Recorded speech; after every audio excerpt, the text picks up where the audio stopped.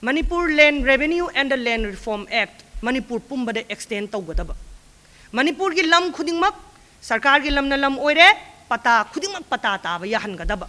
Aduga law anoba ama semgadaba. Karamba makhal gi law Manipuri khudingmak indigenous yelhomi amadi natives kona lakpa satpa yara roidaba.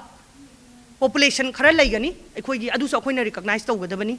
Sigi lairiba population indigenous as well as natives kambu se sigi se all the sections akhoi khudingmak Manipur gi mafam khudingmak ta taba yaba khunda ba yaba law ma anoba ma semgadaba. Maramdi ngasi Manipur da lairiba akhoi tamda tariba maitai maruoina maitai amadi maitai pangan se akhoi sing da taba yahandeba.